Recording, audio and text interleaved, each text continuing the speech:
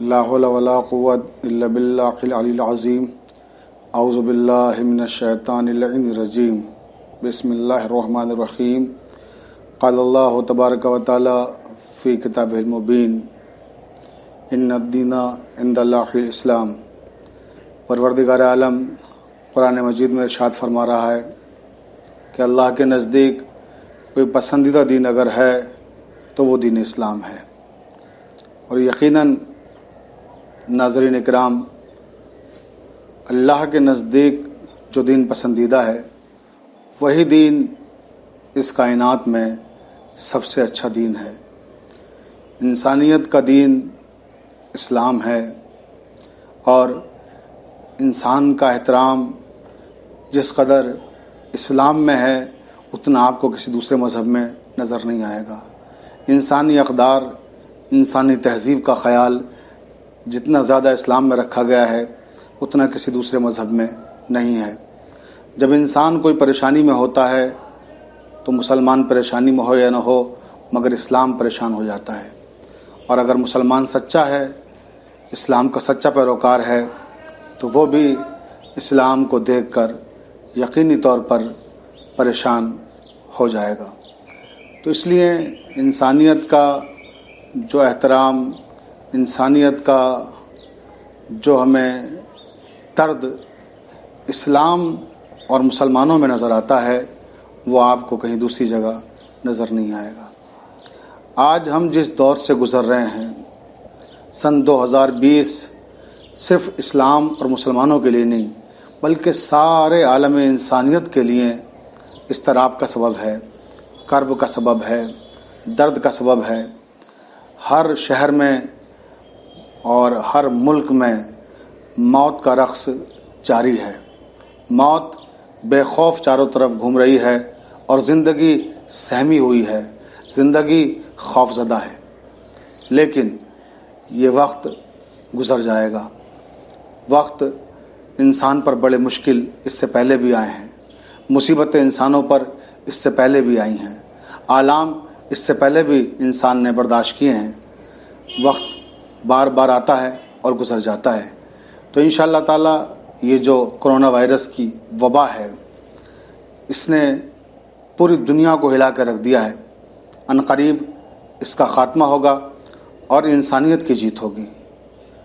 اور جو ہم اس وقت خوف زدہ ہیں، دہشت زدہ ہیں، انشاءاللہ بہت جلد اس ماحول سے ہم باہر آئیں گے. کتنا تکلیف دہ یہ سال گزرا ہے تمام مسلمانوں کے لیے، تمام انسانوں کے لیے، خاص کر اہل اسلام کے لیے. یہ جو رمضان کا مہینہ تھا، یہ عبادتوں کا مہینہ، یہ عظمتوں کا مہینہ، یہ رفعتوں کا مہینہ، جس میں ہم جا کے مسجدوں میں تلاوت قرآن کرتے تھے، ہم جا کے نمازیں پڑھتے تھے. لیکن اس بار ہم مسجدوں میں نہیں جا سکے. ہم اس بار تلاوت قرآن کرنے کے لیے مسجد تک نہیں پہنچ سکے. وجہ آپ سب کو معلوم ہے. لیکن یہ بھی ایک رخ ہے. ہر پریشانی میں، ہر مشکل میں کوئی نہ کوئی خوبی بھی مضمر ہوتی ہے. شاید اس کا سبب ایک یہ بھی ہو سکتا ہے کہ جب ہم مسجدوں میں نہیں جا سکے تو اللہ تعالیٰ نے ہمارے ہر گھر کو مسجد بنا دیا. ہم نے عبادتیں اپنے گھروں میں کی. اتنی عبادتیں شاید کبھی ہم نے گھروں میں نہ کی ہوں گی جتنی اس سال کی گئیں، کیونکہ مسجدوں میں جا نہیں سکے. تلاوت قرآن گھر میں، اعمال شب قدر گھر میں. خاص کر شب قدر میں بھی بہت مسجدیں یاد آئیں کہ جو روحانی ماحول مسجدوں میں ہوتا تھا شب قدر میں، جس طرح سے بڑے اجتماع ہوتے تھے، جس طرح سے مومنین جمع ہو کے اعمال شب قدر کرتے تھے اور پھر وہ نمازیں پڑھتے تھے قضاء عمرے کی، اور وہ دعائیں اور وہ تلاوت قرآن، وہ سب بہت ہم سمجھ سکتے ہیں کہ آپ نے بھی ہمارے ساتھ اس کو بہت زیادہ محسوس کیا ہوگا. اب پھر کتنا سخت تھا آج کا دن جسے ہم جمعۃ الوداع کہتے ہیں. ہم جمعۃ الوداع میں بھی جمعہ نہیں پڑھ سکے جا کے مسجد میں، اور نمازیں آج بھی گھر ہی پیدا کی گئیں. لیکن انشاءاللہ تعالی آئندہ جب برس یہ گزر جائے گا اور نئے سال کا آغاز ہوگا، پھر ہم ہوں گے، وہی مسجدیں ہوں گی، وہی عبادات الہی ہوں گے، वही रूहानी फ़िज़ाएँ होंगी, क्योंकि ला तक़नतु मिन रहमतिल्लाह, अल्लाह की रहमत से कभी इंसान को मायूस नहीं होना चाहिए। तो उम्मीद का दामन हमेशा अपने हाथ में रखना चाहिए और इंशाअल्लाह ताला बहुत जल्द हम इमाम ज़माना अज्जलल्लाहु ताला फ़रजहु शरीफ से दुआ गो हैं कि ऐ वक्त के इमाम सारी इंसानियत को इस अजीम तरीन मुसीबत से निजात दे दीजिए और हम सब फिर जिस तरह से इबादत करते थे, जिस तरह से इंसानी खिदमत करते थे, वही सब करने लगें, इंसानी ज़िंदगी मामूल पर आ जाए।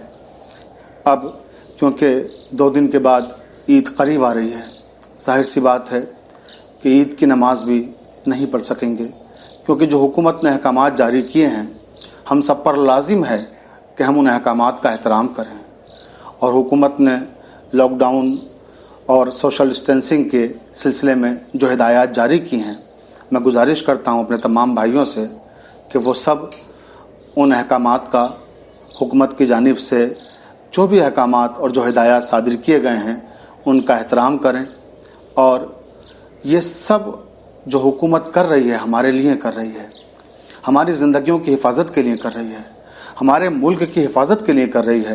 तो हमें कदम कदम पे अपने मुल्क की हुकूमत का साथ देना है और इस मुसीबत में जिस तरह से हमारी हुकूमत लड़ रही है और जिस तरह से हमारी हुकूमत ने इक़दामात किए हैं, तो हमें जिस तरह से आज तक हम हुकूमत का साथ देते आए हैं, आगे भी हम इंशाअल्लाह ताला ये उम्मीद करते हैं कि आप उसी तरह से साथ देंगे हुकूमत का और उन इक़दामात की पाबंदी करेंगे जो हुकूमत की जानिब से हमारे लिए हिदायत और इक़दामात दिए जा रहे हैं। तो मैं ये उम्मीद करता हूँ कि इंशाअल्लाह ताला आप मायूस ना हों और जब अगला बरस आएगा तो हम ये इबादत उसी तरह से अंजाम देंगे जैसे हमेशा देते आ रहे हैं। और हम पुरुम्मीद हैं इंशाअल्लाह ताला और इमाम ज़माना से ख़ुसूसी इस्तग़ासा करते हैं कि मुहर्रम अय्याम ऐसा करीब आ रहा है, मौला उससे पहले ये हालात ठीक हो जाएं ताकि हम फ़र्श अज़ा बिछा सकें और हम जनाब ज़हरा को उनके लाल का पुरसा दे सकें और जिस तरह से अज़ादारी हमेशा करते आए हैं उस तरह से अज़ादारी कर सकें। मौला ये रमज़ान तो हमने बर्दाश्त कर लिया, लेकिन अब इतनी ताकत नहीं है कि मुहर्रम का फ़िराक़ बर्दाश्त कर सकें। मौला उस वक्त तक ज़रूर हालात को साजगार बना दीजिएगा ताकि तमाम मुहिब्बान अहले बैत, तमाम शियान हैदर करार आज़ादारी उस तरह से कर सकें जैसे हम करते आए हैं। बस आखिर में मैं अपने तमाम भाइयों से एक दरख्वास्त और करूँगा कि ये फ़ितरा जो हमें चाँद देखने के बाद हम पर वाजिब हो जाता है उसे अदा करें और नमाज ईद पढ़ने से पहले पहले वो हमें पहुँचाना होता है मुस्तहक़ीन तक।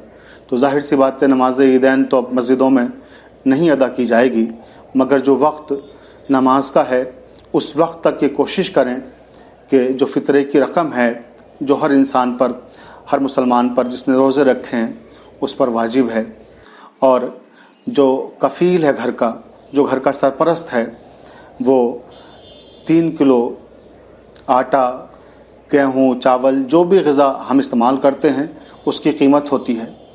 अब वो अगर जैसे 25 रुपये किलो अगर आटा है तो हम 75 रुपये फ़ी नफ़र एक शख्स का देंगे, और अगर आटा हम 30 रुपये के हिसाब से इस्तेमाल कर रहे हैं या 35 रुपये किलो का हम इस्तेमाल कर रहे हैं तो उसके हिसाब से देंगे।